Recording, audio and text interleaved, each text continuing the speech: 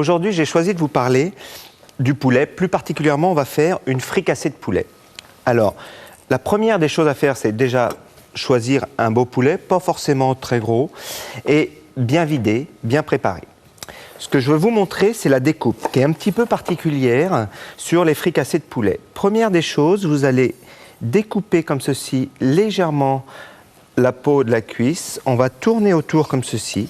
Et là, ne pas oublier de récupérer ce qu'on appelle cette partie-là, qui est le solilès. Et là, on coupe aisément. On fait la même chose de l'autre côté.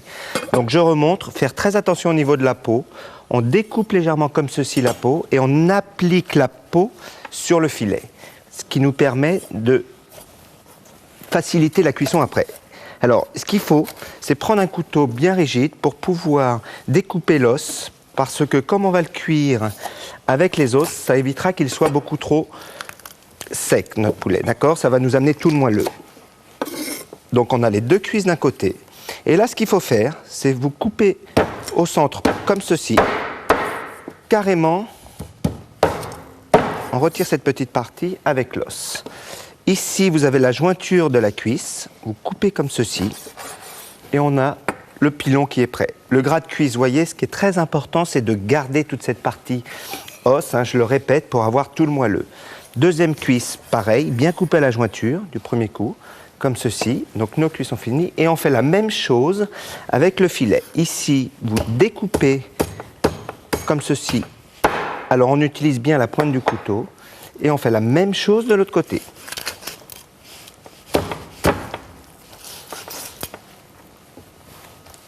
Pour ce qu'on appelle le bréchet ici au niveau des flancs, vous incisez légèrement ici, en plein milieu.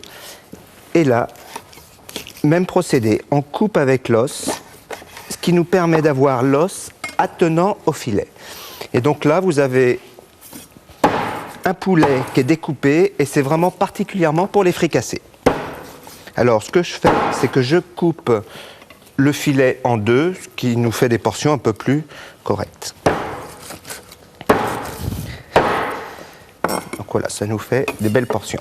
Pendant ce temps-là, ce que j'ai préparé, c'est que j'ai préparé une poêle avec un peu d'huile d'arachide que j'ai préalablement fait chauffer.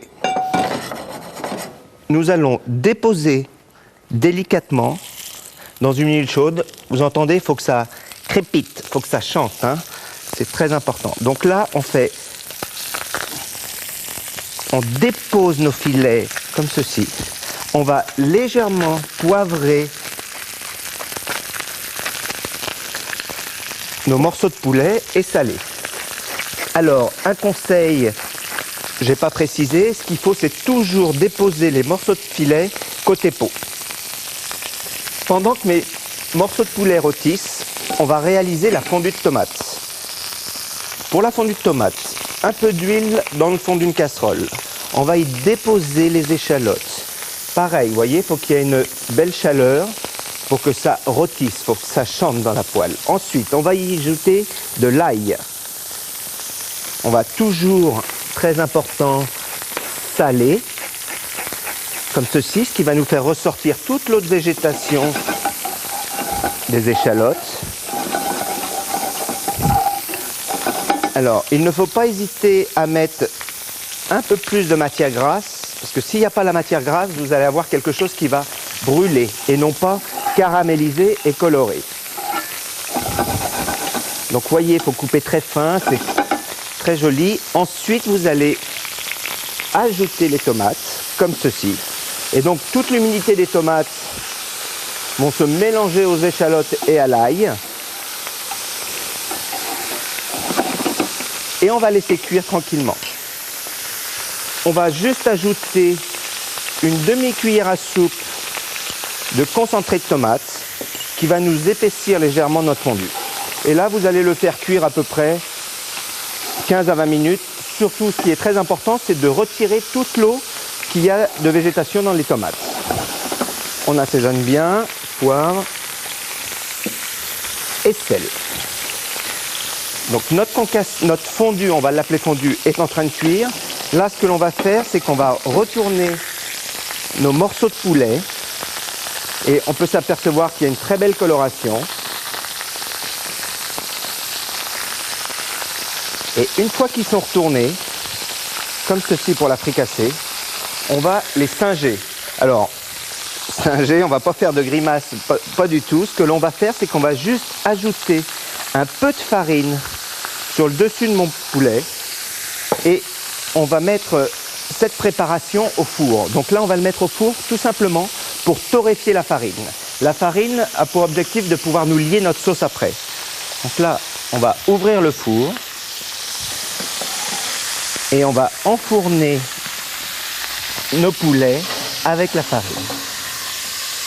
Et donc là, il faut compter à peu près, vous le laissez 1 à 2 minutes au four, juste le temps de pouvoir torréfier la farine.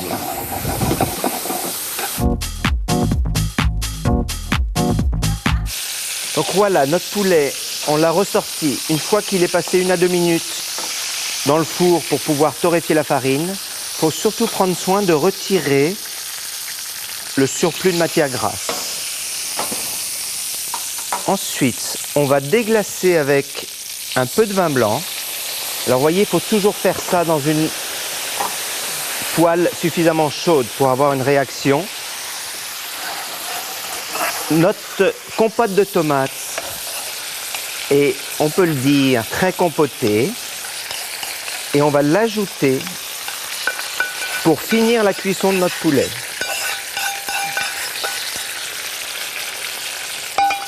Ensuite, vous allez rajouter le bouillon de volaille. Alors, juste à mi-hauteur comme ceci. Et donc là, nous allons laisser cuire et mijoter sur le coin du feu, comme ceci, tout doucement. Donc voilà, une fois que la compotée est bien réduite, vous nappez les filets, comme ça on a une belle couleur bien rouge. Maintenant c'est à vous de jouer et moi je vous dis au revoir et à une prochaine fois.